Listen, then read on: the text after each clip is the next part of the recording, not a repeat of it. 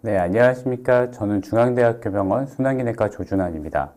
오늘 이렇게 웨비나 심포지움에 참석해 주셔서 감사합니다. 오늘 제가 이 자리에서 말씀드릴 내용은 질환으로 알아보는 항혈전 치료입니다. 항혈소 판제와 항응고제는 다르다라는 주제로 말씀드리도록 하겠습니다. 먼저 항혈전제라고 하면 이건 임상으로도 많이 헷갈리는 부분이기는 하는데요. 항혈전제는 항혈소 판제랑 항응고제로 나뉩니다. 그러니까 항혈전제 안에 항혈소 판제와 항응고제가 모두 다 들어가 있다고 포함되어 있다고 생각하시면 되고요. 항혈소 판제는 먼저 이제 혈소판이 클럼핑이 되는 것을 막고 클롯이 되는 것을 막기 위해서 사용되는 약제들입니다. 그래서 이 안에는 아스피린이라든지 클로피도그램, 실로스타졸, 티카그렐러, 프라수글렐 같은 그런 약제들이 포함되어 있고, 헤모스테시스의 기준으로 이제 이야기를 한다 그러면 프라이머리 헤모스테시스에 해당되는 부분입니다. 항응고제, 안티코아귤레이션, 안티코아귤런트 에이전트라고 하는 거는 클로팅을 막고, 그래서 피브린이 포메이션 되거나 이제 클롯이 만들어지는 것을 막는 그런 역할을 하는 약제들이고요. 이 중에는 헤파린이나 와파린, 요즘 많이 사용되는 노악들이 여기에 포함이 되고 있습니다. 즉 헤모스테시스의 이제 일련의 과정들을 살펴보았을 때는 세컨더리 헤모스테시스에 해당된다고 말할 수 있습니다. 이 그림을 보면 조금 더 잘 아실 수 있게 되겠는데요. 베슬, 그러니까 엔도셀리움이 이제 상처가 입게 되면 이쪽에서 많은 케모스택시스들이 나오게 되고 혈소판들이 이제 어그리게이션이 되는 그런 어그리게이션이 되고 어디전이 되는 그런 이제 과정들을 거치게 됩니다.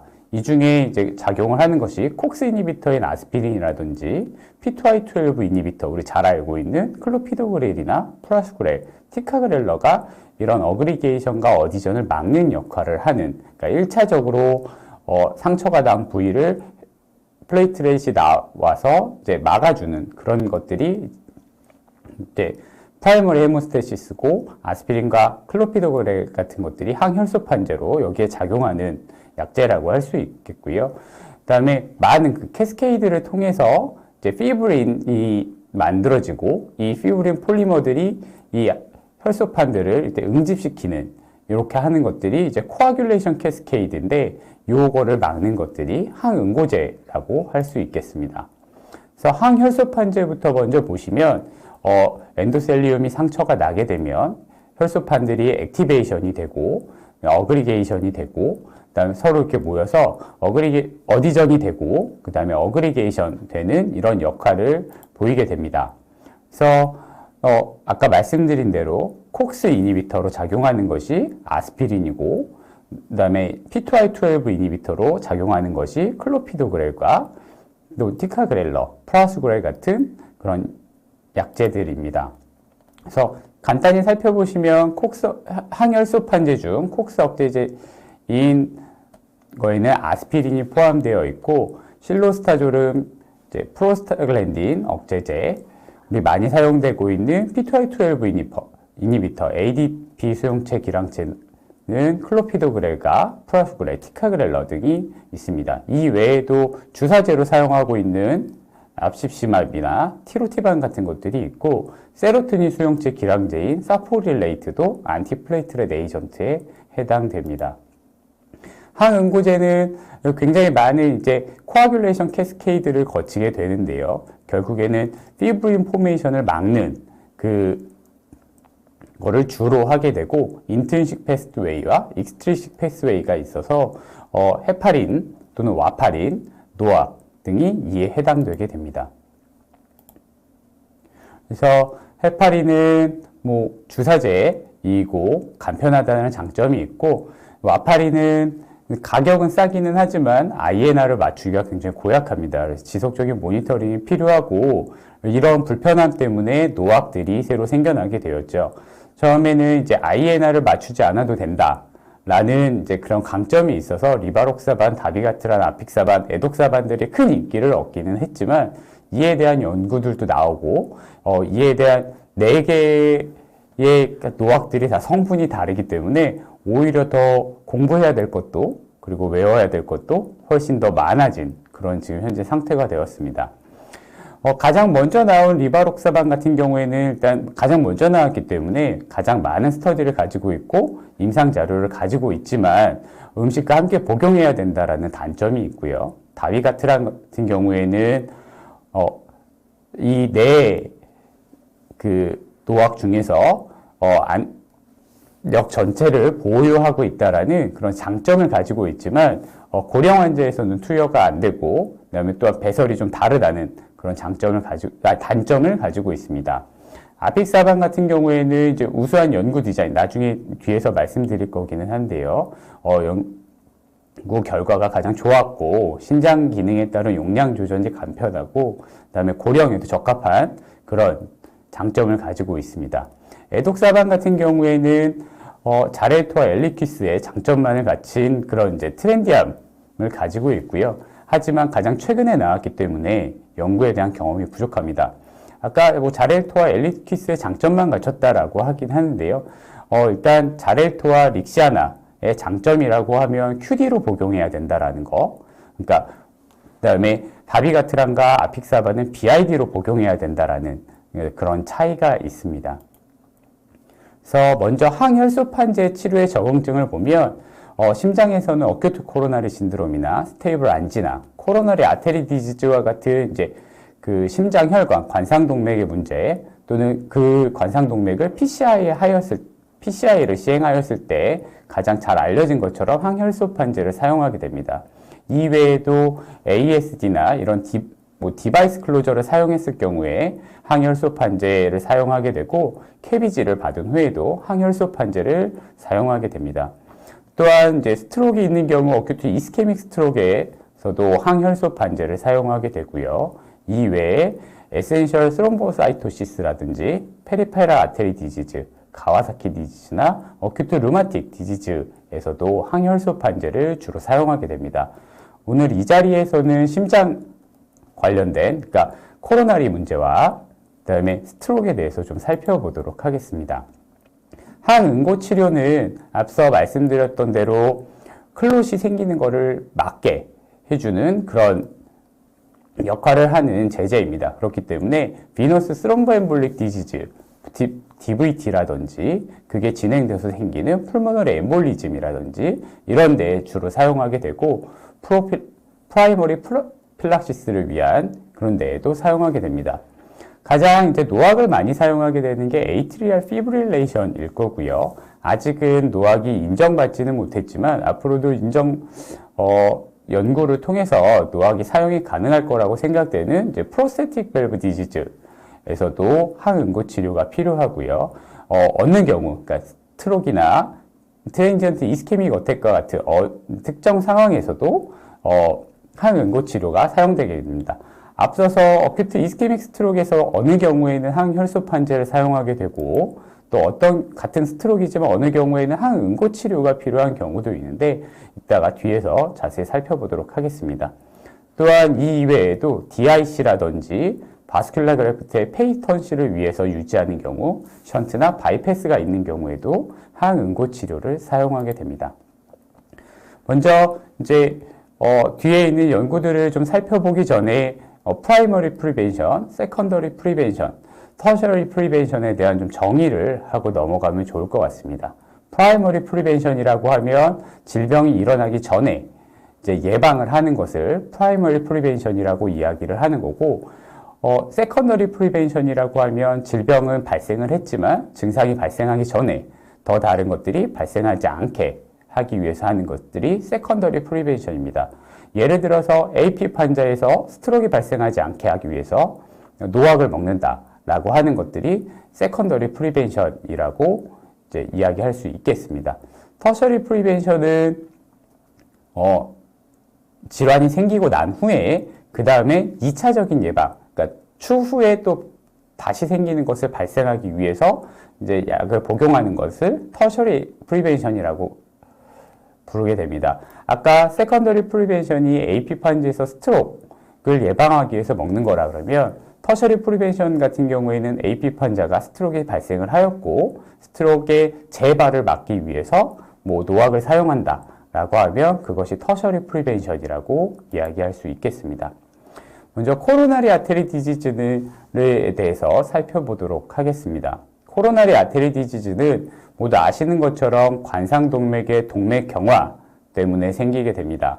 동맥경화로 인해서 혈관 내강이 좁아지게 되면 스테이블 안지나 같은 질환이 발생하게 되고 점점 이제 동맥경화로 인해서 혈관 내강이 좁아지게 되고 혈관의 엔도셀리움이 상처를 입게 되면 또는 이 플락, 그의 이제 벌러러블한 플락이라고 해서 이 면이 얇아지게 되면 플락이 터지게 됩니다. 이렇게 돼서 플락이 터지게 되면 이 플락이 이제 혈관 내강으로 흘러나오게 되고 이곳에 이제 플레이트렛들이 액티베이션이 되면서 이런 스럼보스와 같은 포메이션을 만들어지게 됩니다. 이런 벌러러블 플락이 이제 럽처된다라고 표현을 하게 되는데요. 이 플락이 럽처가 되면 어큐트 코로나리 신드롬, 즉 언스테이블 안자이나나 마이오카디얼 인팍션과 같은 질환들이 발생을 하게 됩니다. 그래서 이런 코로나리 아테리 디지즈에서 항혈소판제를 주로 사용하게 되는데요. 프라이머리 프리벤션, 즉 관상동맥이 좁아지게 되었지만 이런 것들이 터지지 않게 하기 위해서 항혈소판제를 사용하게 되고요. 그 다음에 터지더라도 혈소판들이 달라붙지 않기 위해서, 그래서 달라붙지 않게 하기 위해서 항혈소판제들을 사용하게 됩니다. 그래서 코로나리 아테리 디지즈에서는 안티코아귤레이션이 아니라 안티플레이트렛 에이전트를 주로 사용하게 됩니다. 그래서 2019년도 작년에 나온 크로닉 코로나리 신드롬에 대한 가이드라인을 보게 되면 1차적으로 아스피린을 제일 권고하고 있고요. 아스피린을 먹지 못하는 경우에는 클로피도그렐을 대체하여 사용할 수 있도록 되어 있습니다. 이외에도 이 두 가지는 뒤에서 말씀드리도록 하겠습니다. 또한 어큐트 코로너리 신드롬, 즉 스테이블인 경우에는 아스피린 또는 클로피도그렐을 사용하고 있도록 권고를 하게 되었고요. 어큐트 코로너리 신드롬, 즉 MI 같은 경우에는 아스피린에다가 티카그렐러 또는 프라슈그렐, 클로피도그렐을 복합해서 이제를 복용하도록 하고 있습니다.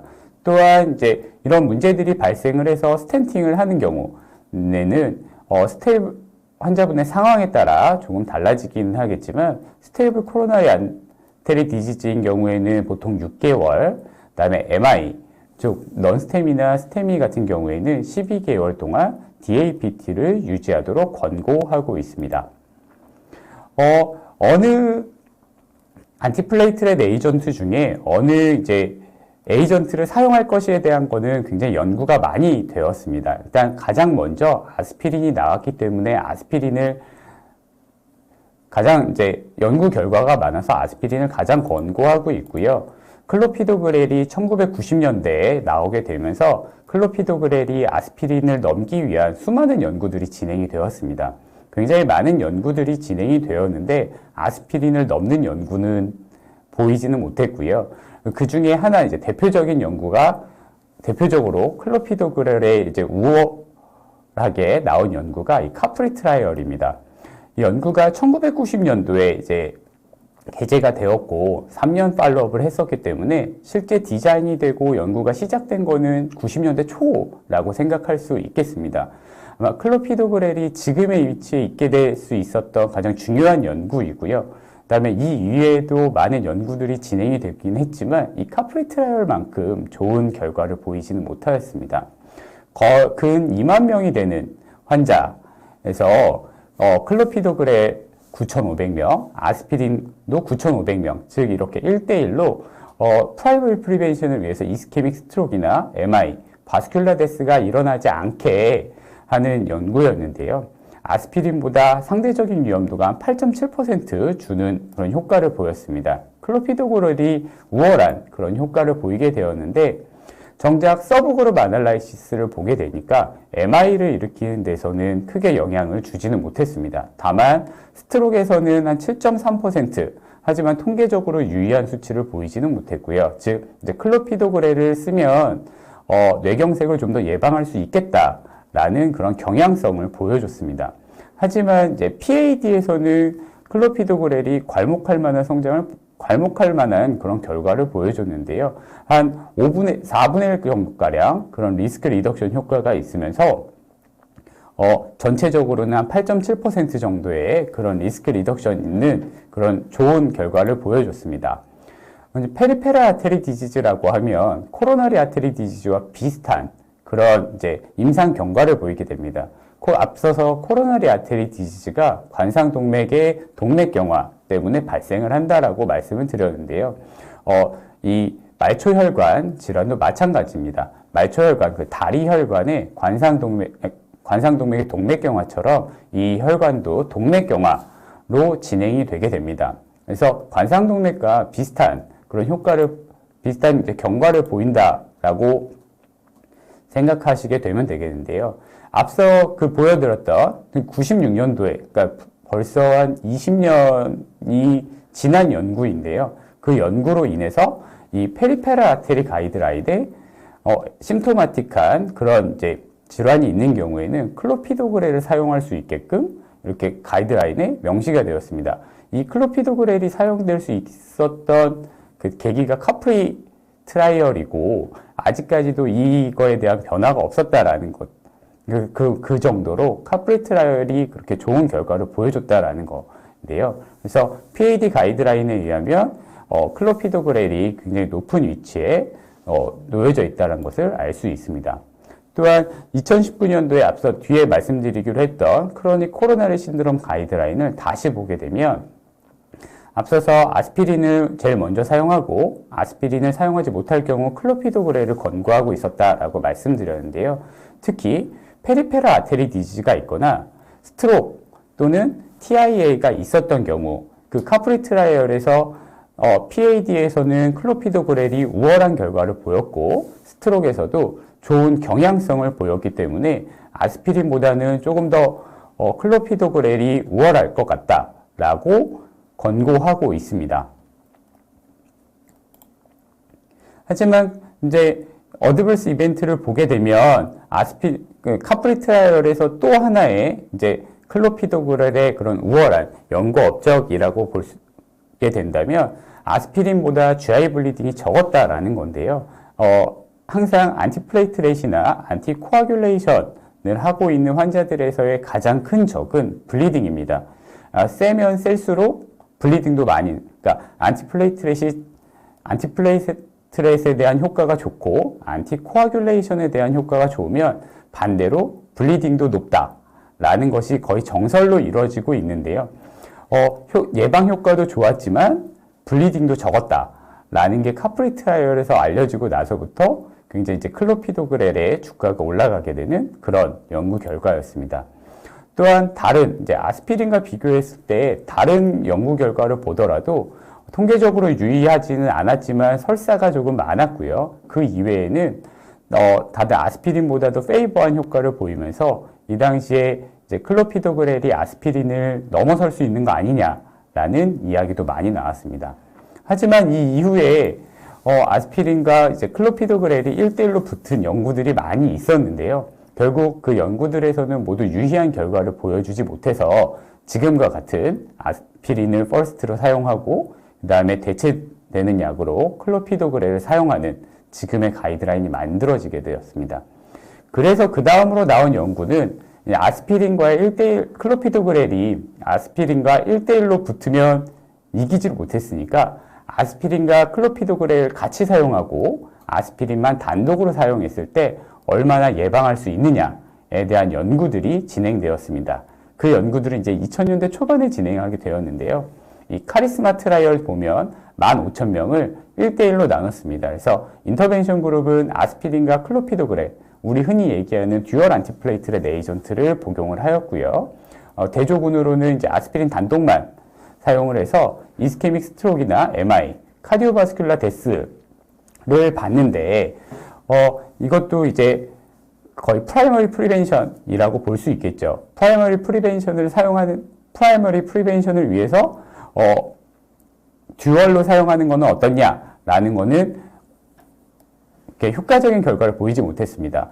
약간 클로피도그렐을 조금 더 사용하면 효과를 보이는 것 같이 보였지만 통계적으로 유의한 수치를 보이지는 못하였고, 또한 블리딩 또한 결과가 보여드리진 않았지만 블리딩만 증가하는 그런 효과를 보여서 아까 보시면 하나만 사용하게 되어 있거든요. 아스피린만 쓰든지 클로피도그렐을 대체해서 쓰든지, 또는 뭐 PAD나 스트로크 있는 경우에는 클로피도그렐을 우선해서 쓰든지 라고 하는 게, 듀얼을 쓰는 경우에는 효과가 없다라고 이 카리스마 트라이얼에서 나왔기 때문에 그렇게 한 가지만 쓰도록 권고하고 있었습니다.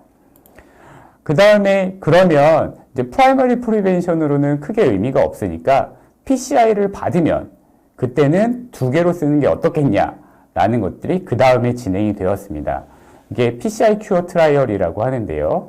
환자 2,600명의 이제 PCI를 받은 환자에서 이전까지는 아스피린만 단독으로 사용하고 있었습니다. 싱글 에이전트만 사용하고 있었는데 이제 클로피도그렐을 붙여서 DAPT 용법으로 사용하면 어떻겠느냐 하고 하는 첫 연구였습니다. 그래서 카디오바스큘라 데스와 MI, 얼전트 리바스큘라리제이션을 30일까지만 봤습니다. 30일까지만 처음에는 30일까지만 이제 봤는데요. 30일까지 보니까 아스피린 단독만 사용하게 될 때보다 클로피도그렐을 같이 사용을 하니까 유의한 결과를 보였고요. 또한 이거를 쭉 추적해서 1년까지 추적을 해서 보니까 단독만 사용하는 것보다 클로피도그렐을 추가해서 듀얼로 사용하는 것이 2차적인 예방에 효과가 있다라는 겁니다. 그래서 현재 보여지는 앞서 보여드렸던 가이드라인에 DAPT를 6개월, 스테이블 안지나에서는 6개월, MI 그룹에서는 12개월, 즉 어큐트 코로나리 신드롬에서는 12개월을 사용하라라고 권고하고 있는데, 이제 권고에 대한 첫 그런 연구라고 할 수 있겠습니다. 그래서 스텐트를 넣은 사람은 DAPT를 사용하게 되는 그런 연구라고 볼 수 있겠습니다. 이후에도 이제 크레도 트라이얼이라고 하여서 비슷한 이제 PCI 큐어와 같은 비슷한 그런 이제 스킴으로 연구가 진행이 됐습니다. 2,000명의 환자를 대상으로 하였고요.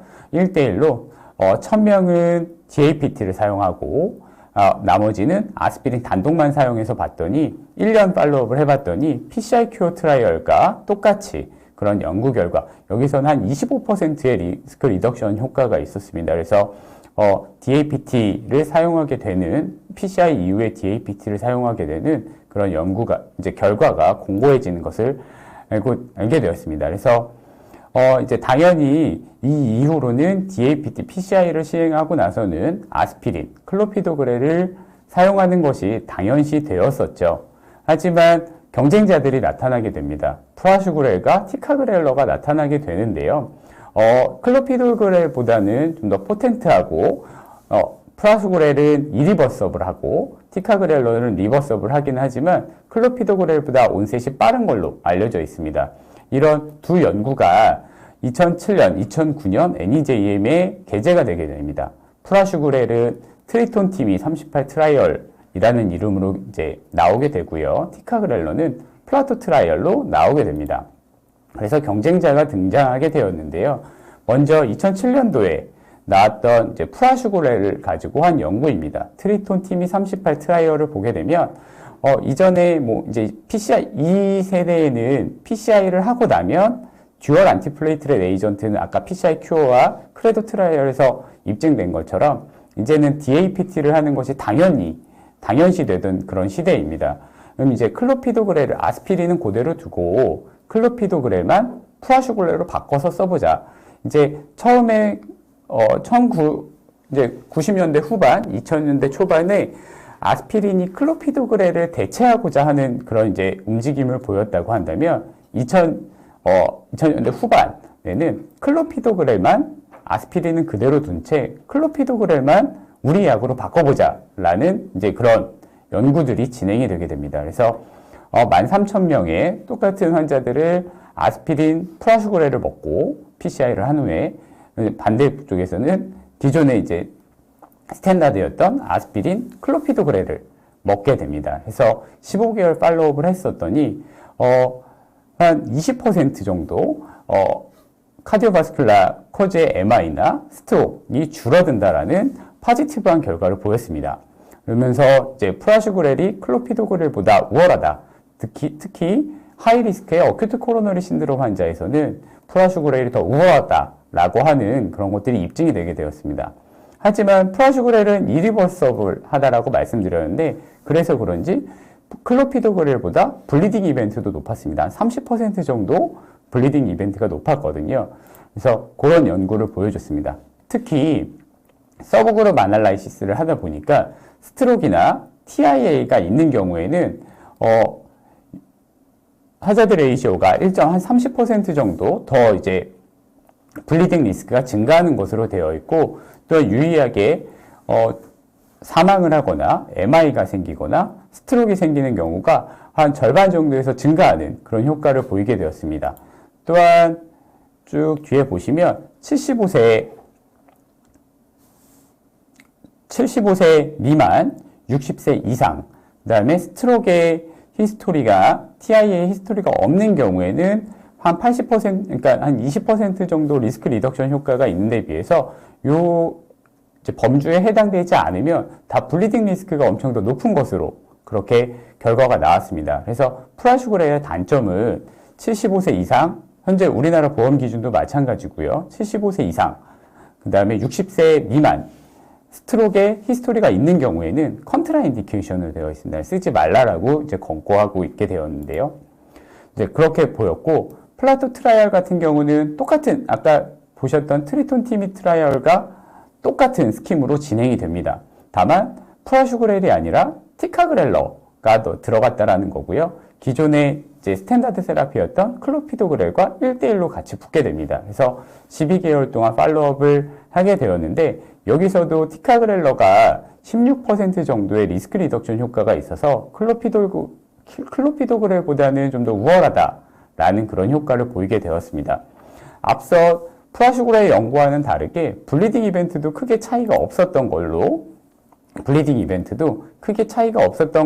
것으로 이제 알려지면서 어떻게 효과는 좋은데 블리딩은 더 일어나지 않을 수가 있냐라는 굉장히 의문점이 많이 남았던 그런 연구이기도 하고, 이 연구는 앞으로도 계속 지금 진행되고 있습니다. 그래서 앞서 보였던 가이드라인이기는 한데요.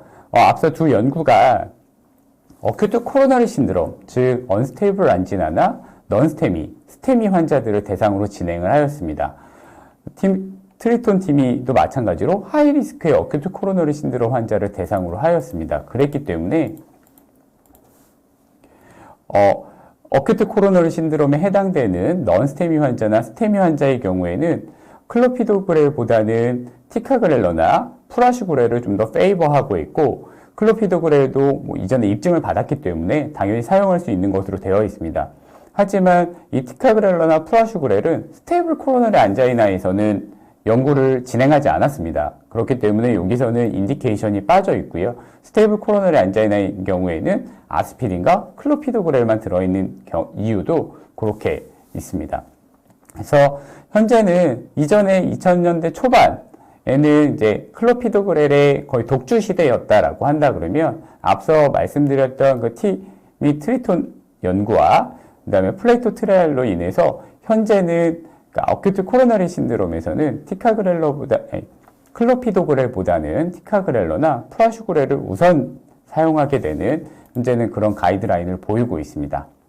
스트로크의 경우에는 앞서 말씀드렸던 대로 어떤 경우에는 항혈소판제를 사용하게 되고 어떤 경우에는 항응고제를 사용하게 되는 경우가 있는데요. 이유가 어떤 경우에 사용하게 되는 원인이 달라서이기 때문입니다. 그러니까 카디오엠볼릭 스트로크인 경우에는 이 머리에 도달하기 전에 있는 혈관에서 이미 클롯이 만들어지고 엠볼리즘이 만들어지고, 이 엠볼리즘이 날아가게 되면서 이제 그 해당 혈관을 막기 때문에 생기는 스트로크입니다. 이 클롯이 이미 만들어지고 스럼부스가 이미 만들어졌기 때문에 이때 이렇게 생기는 그런 이제 스트로크의 경우에는 항응고제, 즉 안티코아귤레이션이나 안티코아귤레이트를 사용하게 되어야 되는 거고요. 넌 카디오 엠볼릭, 이쪽의 혈관들이 좁아져서 생기는 경우, 이쪽도 동맥경화로 좁아지게 되는데요. 혈관이 동맥경화로 좁아져서 생기는 경우에는 넌 카디오 엠볼릭 스트로크이라고 명명하게 되고, 이런 경우에는 안티플레이트렛 에이전트를 사용하게 됩니다. 스트로크 가이드라인을 보시면 여기서는 넌 카디오 엠볼릭 스트로크에 대해서만 이제 주로 나와 있는데요. 먼저 코로나리 아테리 디지즈와 비슷하다고 생각하시면 됩니다. 먼저 아스피린을 먼저 사용하게 되어 있고요. 아스피린을 먼저 사용하게 되었고, 증상이 심하거나 아니면 아스피린이 부족하다고 생각하는 경우에는 클로피도그렐을 사용하도록 권고하고 있습니다. 앞서 말씀드렸듯이 프라슈그렐 같은 경우에는 스트로크나 TIA가 있는 경우에는 컨트라인디케이션이라고 말씀을 드렸습니다. 그래서 프라슈그렐에 대한 언급은 없고요. 아직 티카그렐러 같은 경우에는 특별히 이 스트로크에 대해서는 연구된 바가 없기 때문에 티카그렐러를 더 선호하지는 않습니다. 그래서 마이너한 스트로크일 경우에는 아스피린 단독을 사용하게 되고요. 아스피린 단으로 부족할 것 같다 라고 할 때는 아스피린과 클로피도그렐, 듀얼 안티플레이트렛 에이전트를 사용하게 됩니다. 항응고 치료에는 이제 앞서 말씀드렸던 대로 베너스 스롬보 엠볼리즘, DVT나 풀모너리 엠볼리즘이 이제 사용하게 되고요. 아이테리얼 스롬보 엠볼리즘의 경우에는 에이트리얼 피브릴레이션이나 프로스테틱 밸브 디지즈 또는 스트로크, 엠볼릭 스트로크이 되겠죠. 스트로크나 TIA 같은 경우에 사용하게 됩니다. 일단 노악이 지금 현재 우리나라에서 보험 기준으로 인정받은 경우에는 에이트리얼 피브릴레이션이나 또는 이로 인한 스트로크 또는 DVT나 풀모너리 엠볼리즘에서 이제 인정을 받고 있는데요. 그 점에 대해 그것들을 중점으로 살펴보도록 하게 되었습니다.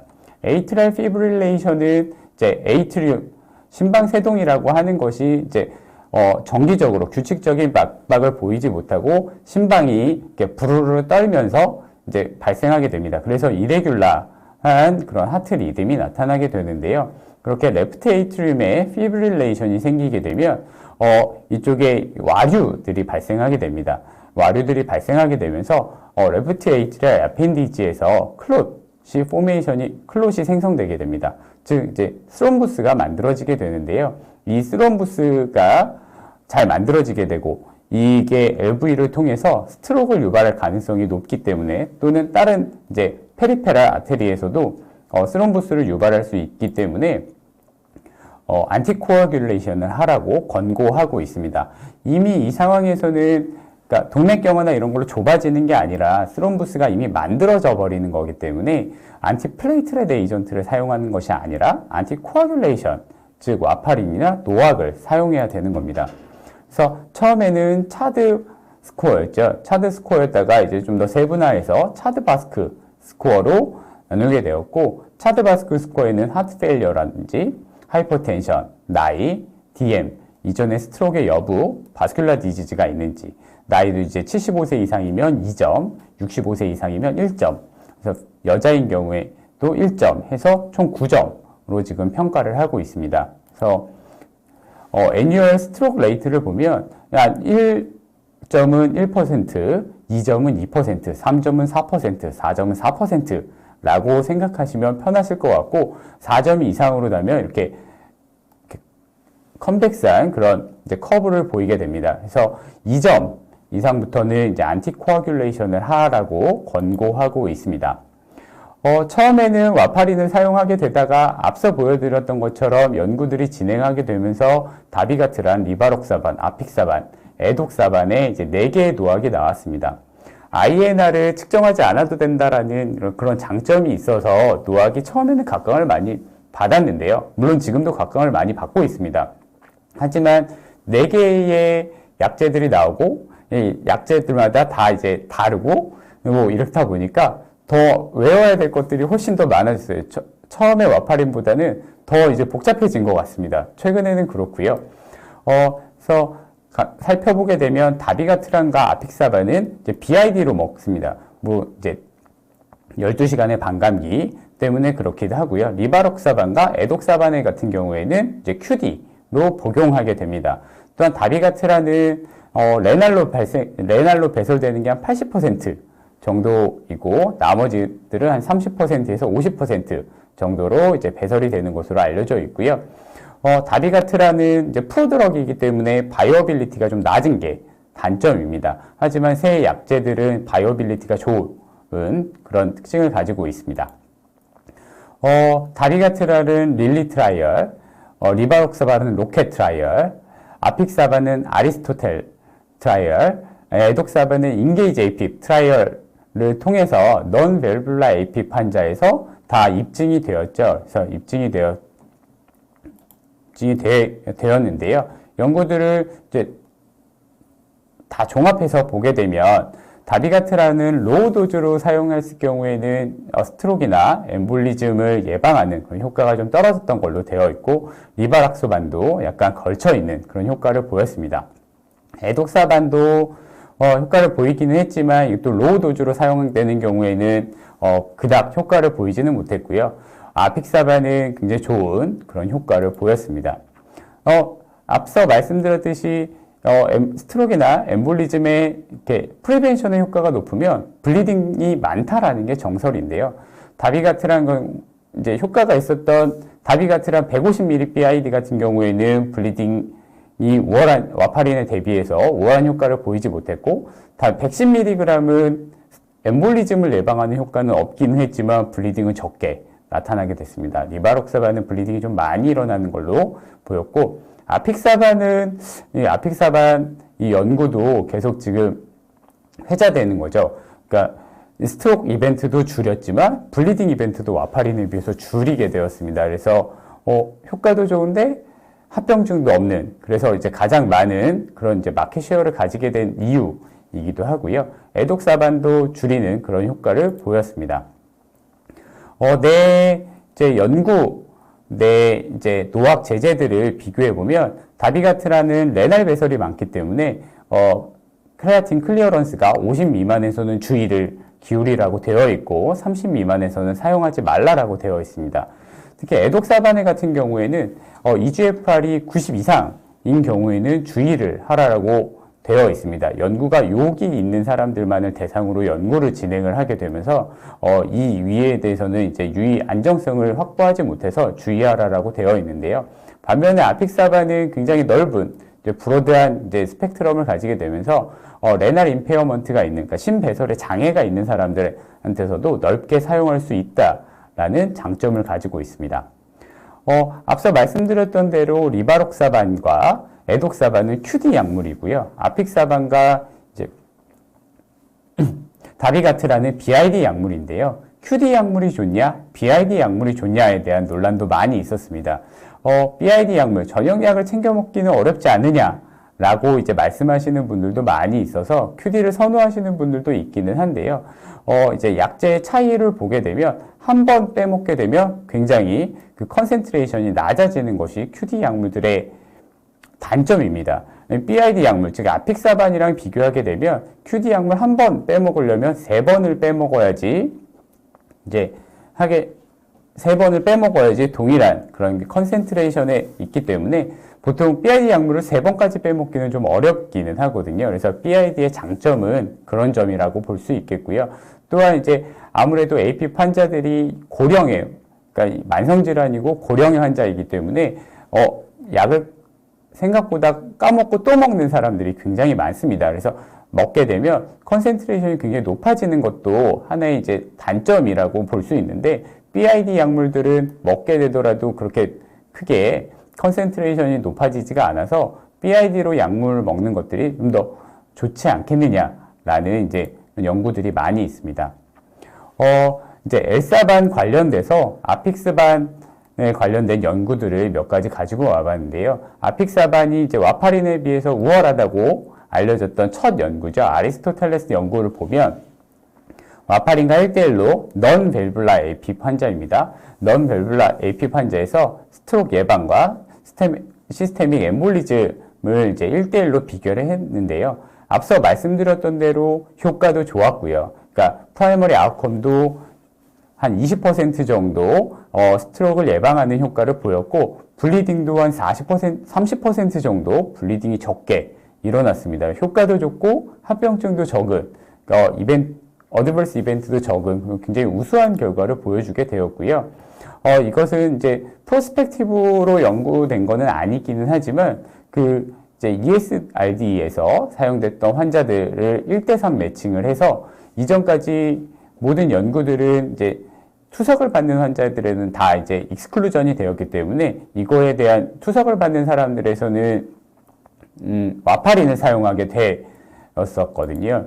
그런 데서 이제 요 코호트 연구를 보게 되면 스트로크 엠볼리즘을 일으키는 이제 예방하는 효과는 와파린과 비슷하고 또한 블리딩도 한 30% 아픽사반이 더 줄일 수 있어서 ESRD 환자에서도 이제 입증이 되었습니다. 그래서 투석을 받는 환자에서도 아픽사반을 사용할 수 있게 되었고요. 전반적으로 보게 되면 아직 이제 리듀스드 라벨에서는 그렇게 입증을 받지는 못했지만 원 라벨에서는 스트로크를 예방하는 효과라든지 그다음에 데스 이와 관련된 사망률도 많이 줄여서 앞으로는 ESRD 환자에서도 충분하게 사용될 수 있는 근거로 작용하고 있습니다. 마지막 질환인데요. DVT, 딥베인 스로모시스라고 하는 거는 이제 베인에 블러드 스테시스가 이제 발생하게 되면서 이렇게 딥베인에 이렇게 스롬보스가 만들어지고 이렇게 엠볼리즘이 떠다니게 되는 상태를 얘기합니다. 그래서 이것들이 떠다니게 돼서 최종 종착지가 풀모너리 아테리에 이제 종착을 하게 되는데요. 풀모너리 아테리에 종착을 하게 되면 이제 풀모너리 엠볼리즘이 되게 됩니다. 앞서 말씀드렸던 것처럼 이것도 이미 엠볼리즘이 만들어진 상태에서 움직여지는 거기 때문에 그 다음에 블러드 스테시스 때문에 생기는 거기 때문에 안티플레이트렛 에이전트를 사용하기보다는 안티코아귤레이션, 그러니까 노화과 같은 이제 제제를 사용하게 되는 질환이게 되고요. 나이가 많거나 잘 움직이지 못하거나 스트로크도 마찬가지고요. 잘 움직이지 못하거나 또는 캔서와 같은 질환이 있거나 경구 피임약을 먹는 이런 경우에도 생길 수 있는 걸로 되어 있습니다. 여기에는 이제 에독사반에 관련된 연구는 빠져 있기는 했는데요. DVT에 대한 치료는 이전까지는 와파린을 먹게 되었죠. 주로 3개월에서 6개월 정도 먹게 되었는데 이 연구들도 모두 이제 다 노학과 1대1 매칭을 해서 노학이 좀 더 우월한 것으로 되어 있습니다. 그래서 다비가트란, 리바록사반, 아픽사반, 에독사반까지 모두 다 이제 효과를 입증을 했는데요. 약간 차이를 보시면 리바록사반과 아픽사반의 경우에는 바로 먹을 수 있습니다. 그래서 리바록사반 같은 경우에는 15mg BID를 먹고 20mg QD로 바꾸고요. 아픽사반의 경우에는 10mg BID로 로딩을 하고 5mg BID로 이제 바꾸는, 그러니까 이 약제만 사용할 수 있게 이제 만들어진 지금 이제 허가를 받았고요. 다비가트란과 에독사반의 같은 경우에는 헤파린을 사용을 해야 됩니다. 5일에서 10일 이상 헤파린을 사용을 하고 그 다음에 다비가트란 또는 에독사반으로 바꿀 수 있게 되어 있습니다. 연구가 처음에 어떻게 이제 계획 스터디가 디자인이 되고 사용됐느냐에 따라 연구가 진행이 됐느냐에 대한 차이입니다. 다비가트란과 에독사반의 같은 경우는 이제 와파린과의 단독 비교를 위해서 이제 5일 동안 헤파린을 사용을 하는 그런 연구 스킴을 따랐거든요. 그렇기 때문에 허가도 5일 동안 헤파린을 사용을 하고 다비가트란과 이제 에독사반을 사용하라라고 이제 권고를 하게 되는 거고, 리바록사반과 아픽사반 같은 경우에는 아예 헤파린을 사용하지 않고 본인들의 약들을 로딩시킨 다음에 유지하는 그런 용법으로 비교를 하였기 때문에 승인도 이렇게 받았습니다. 그래서 아픽사반과 리바록사반 같은 경우에는 이 문제점은 DVT가 있으면 이 헤파린을 막기 위해서는 입원을 해야 되거든요. 로우 몰리큘러 헤파린을 맞으려면 최소 5일에서 10일 정도를 입원을 하고 그 다음에 이제 약제로 교환을 해서 퇴원을 해야 되는데 아픽사반 같은 경우에는 그냥 그 자리에서 이 약을 주고 로딩을 하고 외래 팔로업을 할 수 있기 때문에 좀 더 수월한 그런 이제 임상인들한테는 좀 수월한 그런 치료 요법이 탄생이 됐습니다. 그래서 오늘 말씀드린 내용을 정리해 보자 그러면 항혈소 판재는 동맥경화나 이로 인한 플락 럽처로 발생하는 질환을 예방 또는 치료하기 위해서 사용하게 되고요. 항응고제는 심방세동 또는 심부정맥 혈전 등 이미 혈전이 만들어지거나 아니면 이 혈전이 만들어지는 것을 예방하는 것들을 예방 또는 치료를 위해서 사용한다라고 이제 정리하시면 될 것 같습니다. 경청해 주셔서 감사드리고요. Q&A 시간을 갖도록 하겠습니다. 먼저 첫 번째 주신 질문인데요. 1차 진료 현장에서는 아무래도 심방세동을 감별하는 것이 현실적으로 어려움이 있는데요. 진단에 있어 쉽게 활용할 수 있는 팁이 있다면 무엇인지 이제 물어보셨습니다.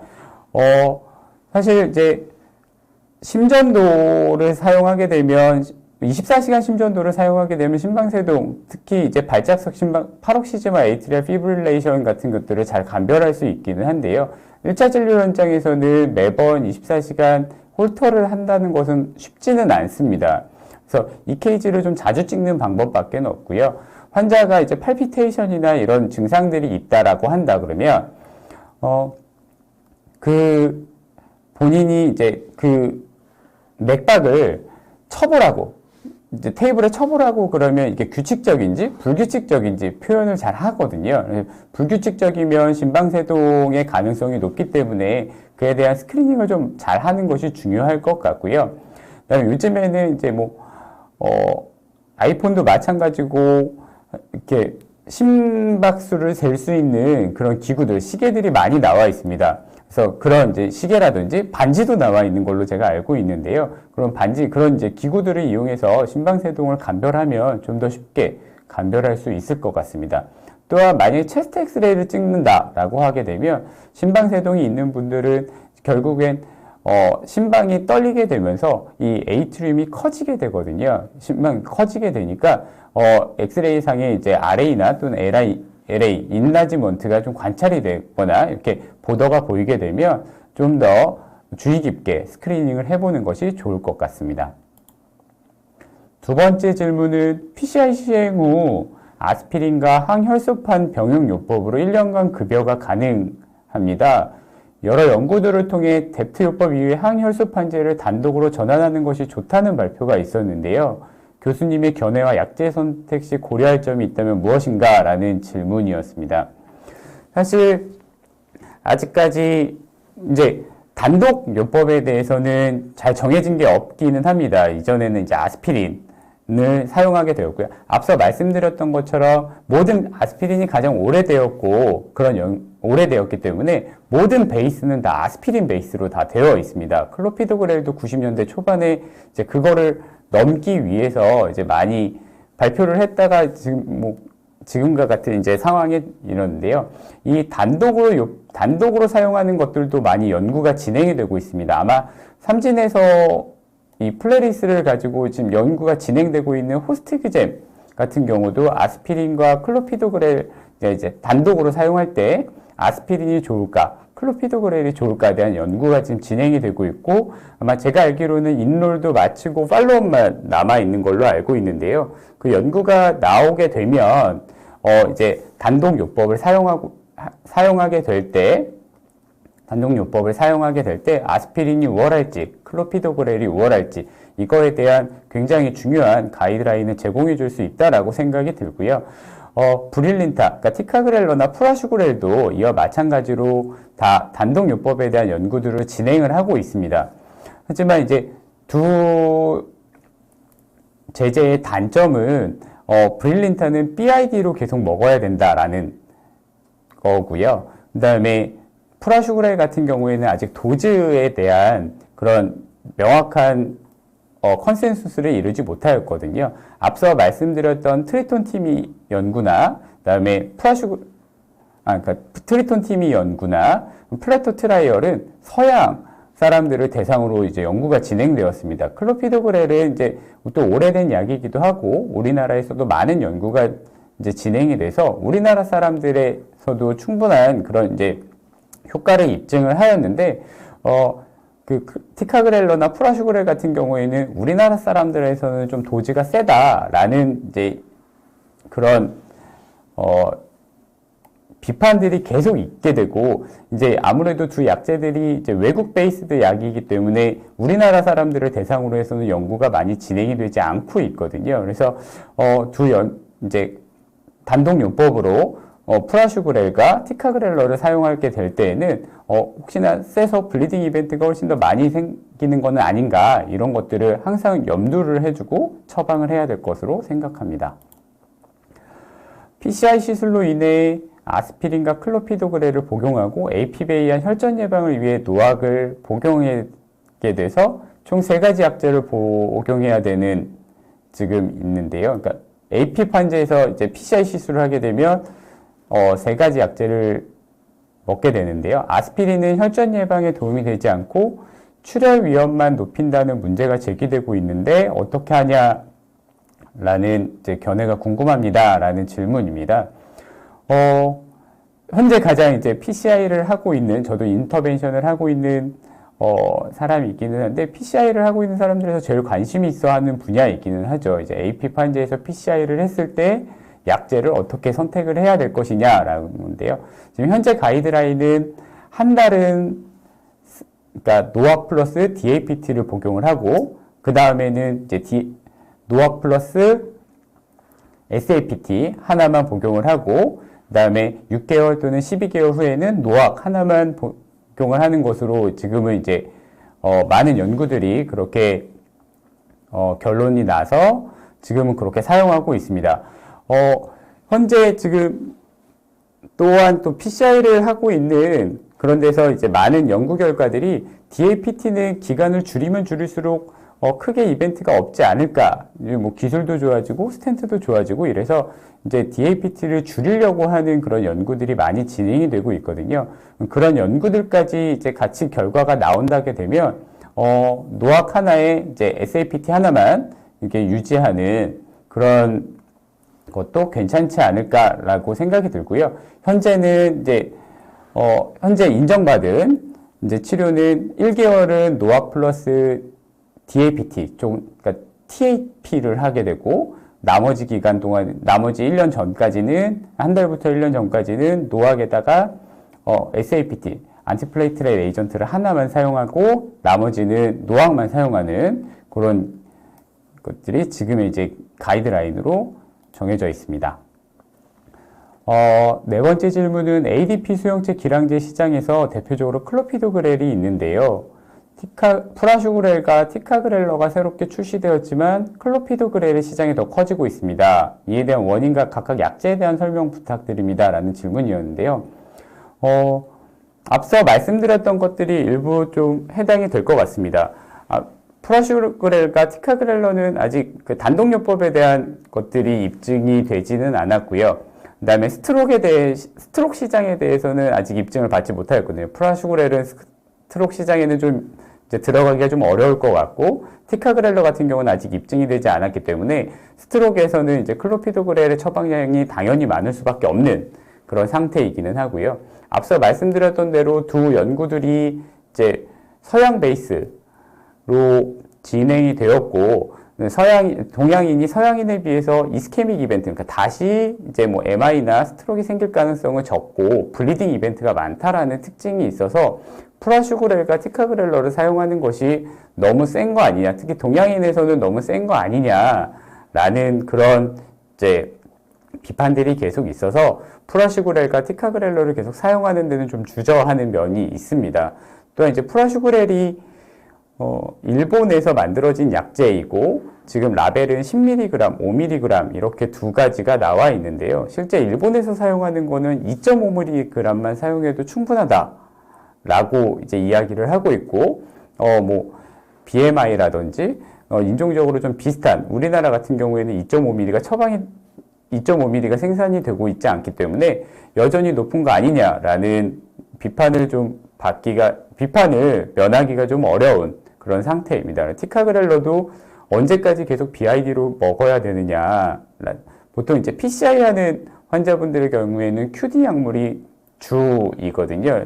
그래서 뭐 아침에 약 많이 먹고 저녁에 티카그렐러만 먹으면 티카그렐러만 빠지는 경우들이 굉장히 많이 있기 때문에, 또한 이제 티카그렐러 입장에서는 BID 먹지 않으면 효과가 없다라고 많이들 초반에 많이 이야기를 했기 때문에 좀 그런 쪽에서도 비판을 받기가 어려워서 실제로 사용하는 데는 이제 연구 결과는 프라슈그렐과 티카그렐러가 ACS에서 좋은 결과를 보이기는 하였지만 그다음에 티카그렐 또 하나의 이제 단점은 디스미아가 많이 일어난다라는 거거든요. 실제로 이 약체 때문에 한 25%가 디스미아를 유발하고 이것 때문에 약을 바꿔달라고 하는 경우가 많아서 실제로 ACS 환자에서 티카그렐러를 사용하게 되었지만 클로피도그렐로 넘어오는 경우가 굉장히 많습니다. 그래서 사용은 하지만 결국에는 클로피도그렐로 돌아오는 또 오래된 연구 결과들이 많이 있어서 클로피도그렐로 돌아오는 경우들이 많아서 클로피도그렐 처방량도 덩달아 증가하는 거 아닌가라고 생각이 듭니다.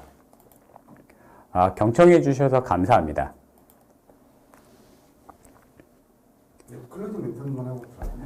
오늘 이렇게 삼진제약에서 주최해 주신 그런 웹 세미나에 참석해 주셔서 감사드리고요. 좋은 강의였으면 좋겠는데 얼마나 많이 이렇게 전달이 되었을지는 좀 의문이기는 합니다. 앞으로도 좋은 하루, 남은 하루 좋은 하루 보내시길 바랍니다. 감사합니다.